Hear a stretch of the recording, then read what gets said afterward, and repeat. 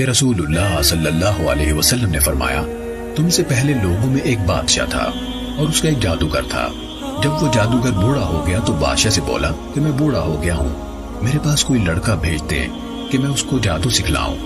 بادشاہ نے اس کے پاس ایک لڑکا بھیجا، وہ اس کو جادو سکھلاتا تھا۔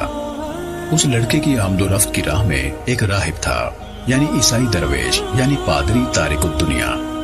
وہ لڑکا اس کے پاس بیٹھا اور اس کا کلام سنا تو اسے اس کی باتیں اچھی لگی۔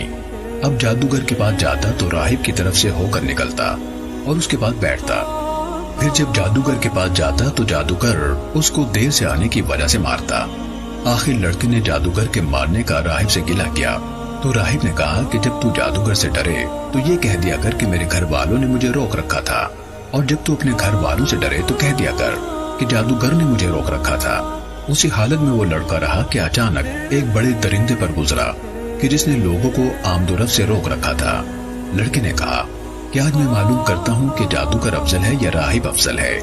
اس نے ایک پتھر لیا اور کہا کہ الہی، اگر راہب کا طریقہ تجھے جادوگر کے طریقے سے زیادہ پسند ہو تو اس جانور کو قتل کر تاکہ لوگ گزر جائیں۔ پھر اس کو پتھر سے مارا تو وہ جانور مر گیا اور لوگ گزرنے لگے۔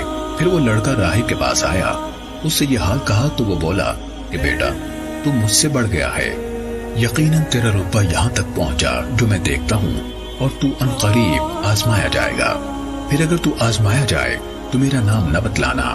اس لڑکے کا یہ حال تھا کہ اندھے اور کوڑی کو اچھا کرتا اور ہر قسم کی بیماری کا علاج کرتا تھا۔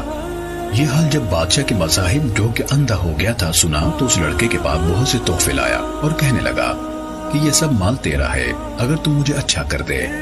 لڑکے نے کہا کہ میں کسی کو اچھا نہیں کرتا، اچھا کرنا تو اللہ تعالیٰ کا کام ہے۔ اگر تو اللہ پر ایمان لائے تو میں اللہ سے دعا کروں گا تو وہ تجھے اچھا کر دے گا۔ وہ وزیر اللہ پر ایمان لایا تو اللہ نے اس کو اچھا کر دیا۔ وہ بادشاہ کے پاس گیا اور اس کے پاس بیٹھا جیسا کہ بیٹھا کرتا تھا۔ بادشاہ نے کہا کہ تیری آنکھیں کس نے روشن کی؟ وزیر بولا کہ میرے مالک نے۔ بادشاہ نے کہا کہ میرے سوا تیرا مالک کون ہے؟ وزیر نے کہا کہ میرا اور تیرا مالک اللہ ہے۔ بادشاہ نے اس کو پکڑا اور عذاب دینا شروع کر دیا، یہاں تک کہ اس نے لڑکے کا نام لے لیا۔ وہ لڑکا بلایا گیا۔ بادشاہ نے اس سے کہا کہ اے بیٹے، تو جادو میں اس درجے پر پہنچا کہ اندھے اور کوڑی کو اچھا کرتا ہے اور بڑے بڑے کام کرتا ہے۔ وہ بولا کہ میں تو کسی کو اچھا نہیں کرتا بلکہ اللہ اچھا کرتا ہے۔ بادشاہ نے اس کو پکڑا اور مارتا رہا، یہاں تک کہ اس نے راہب کا نام بتلایا۔ راہب پکڑ لیا گیا، اس سے کہا گیا کہ اپنے دین سے پھر جا۔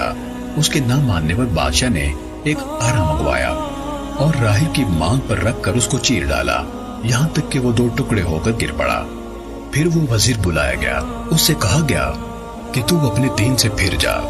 اس نے بھی نہ مانا، اس کی مانگ پر آرا رکھا گیا اور چیر ڈالا، یہاں تک کہ وہ دو ٹکڑے ہو کر گر پڑا۔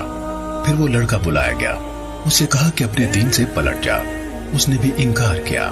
بادشاہ نے اس کو اپنے چند ساتھیوں کے حوالے کیا اور کہا کہ اس کو فلاں پہاڑ پر لے جا کر چوٹی پر چڑھاؤ۔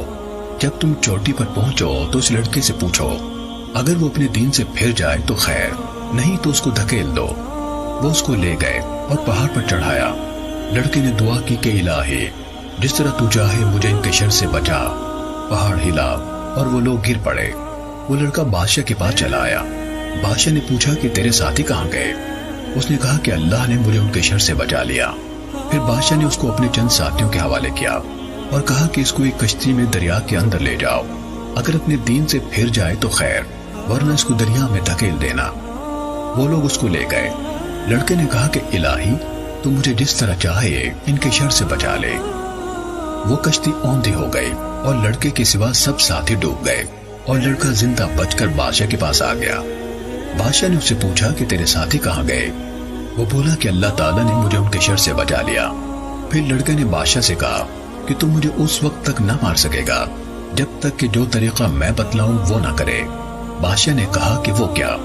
اس نے کہا کہ تو سب لوگوں کو ایک میدان میں جمع کر کے مجھے ایک لکڑی پر سولی دے، پھر میرے ترکش سے ایک تیر لے کر کمان کے اندر رکھ، پھر کہہ کہ اس اللہ کے نام سے مارتا ہوں جو اس لڑکے کا مالک ہے، پھر تیر مار۔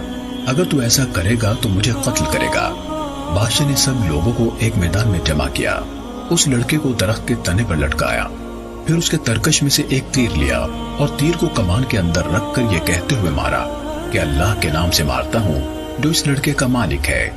وہ تیر لڑکے کی کنپٹی پر لگا، اس نے اپنا ہاتھ تیر کے مقام پر رکھا اور مر گیا۔ لوگوں نے یہ حال دیکھ کر کہا کہ ہم تو اس لڑکے کے مالک پر ایمان لائے، ہم اس لڑکے کے مالک پر ایمان لائے، ہم اس لڑکے کے مالک پر ایمان لائے۔